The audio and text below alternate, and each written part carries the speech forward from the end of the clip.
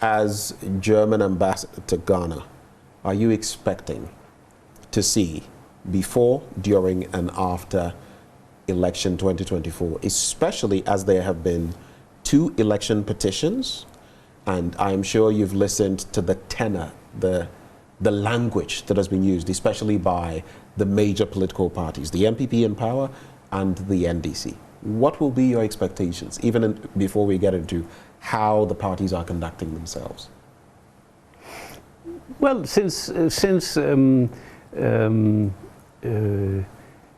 Ghana returning to democracy, the Ghanaian people have proven that they have taken very good care of the transition of power, and that they every 8 years managed to have this handing over. And I don't expect anything less than that the Ghanaian people will make sure that their vote, that their decision on the date of election will be respected and implemented. And Ghana has a proven record that they have been able to manage these challenging times, and they will do the same thing again. I personally believe there will be we will probably have a second round of elections, which I'm surprised that Ghanaians are not so much preparing for. And you forecast, when you look into your crystal ball, you think there could be a runoff. Yeah, I mean, it's my first election in Ghana, so I'm a greenhorn, and my good friends tell me that I'm a greenhorn and that I should be more careful. But I think there are some good arguments to expect that there might be a second round.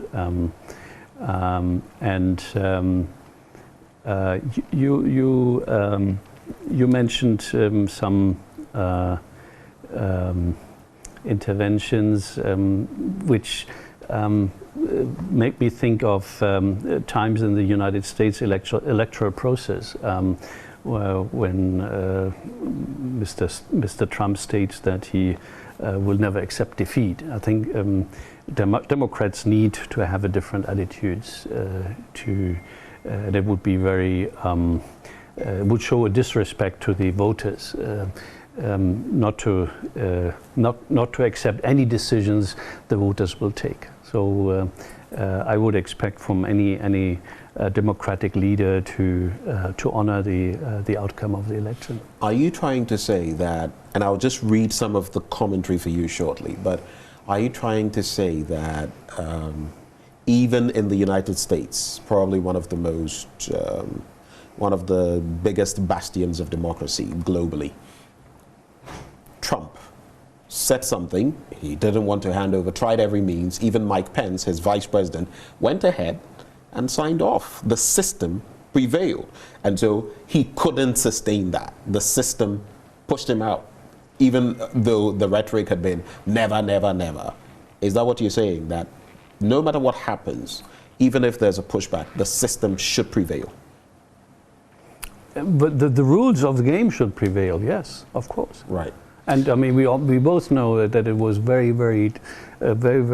close call at the time in the United States. And I think that me, like many others, were surprised on how quickly these institutions, which were perceived as being so powerful, were being played with and played against. And so, and as you rightly said, this happened in a country that was known for very strong, solid, and independent-minded institutions.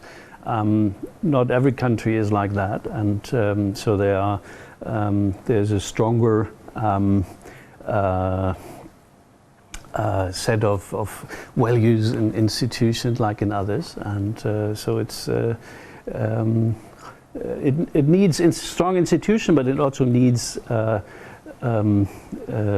democratically committed leaders who accept the decision of the electorate.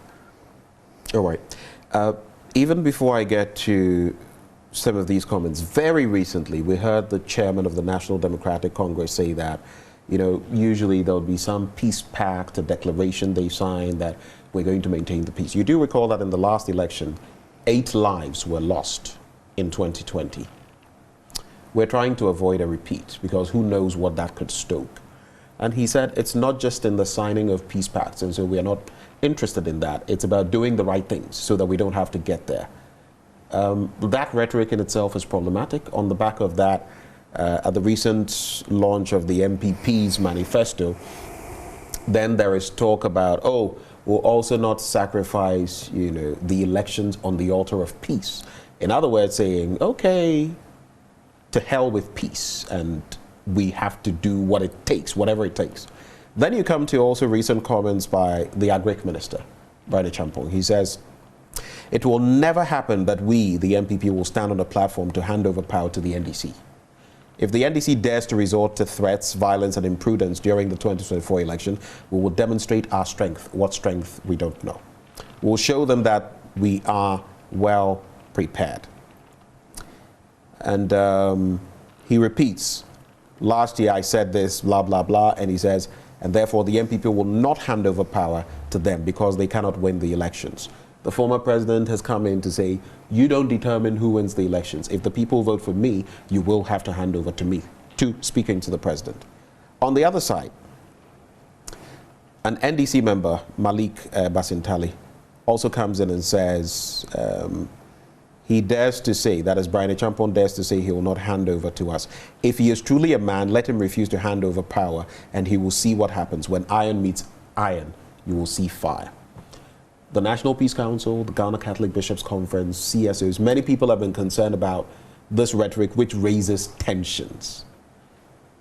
From where you sit in the diplomatic community, what can be done to ensure that we don't go the way of Venezuela, that we have peaceful elections, and that what is right is done, the will of the people is accepted? To start with Venezuela, I see Venezuela far away from Ghana. So let's boil it down. I use Venezuela on the basis of the will of the people, supposedly, not being accepted. That's the point there. And the US, Argentina, and others have corroborated that. So that is the point on Venezuela. Yeah, maybe you came across the fact that I was posted in Venezuela at some point in my career, and so I know how far away this so-called democratic system of Venezuela is compared to the well-established, well-proven system in Ghana that over the 90 years was capable of ensuring that the will of the people was implemented. So I'm afraid certain of these statements might be done in order to catch attention in the runoff to the elections and so on. I share people who are concerned. I don't think it is wise to put oil into the fire if you want to distinguish the fire. So I think every democratic-minded leader and candidate should take this into account. And again, it's on the people to make sure that their vote is respected. And there, I think I'm pretty confident that the Ghanaians will not allow anybody, whoever it is, to take away their decision. And there are many ways how election results are scrutinized, and I think the system is quite well established that major fraud, impactful fraud is almost excluded. So I think Ghanaians are a very peaceful-minded country, and the overwhelming majority of this country wishes peaceful, fair and transparent elections, and they will make sure that they will enjoy these kind of elections.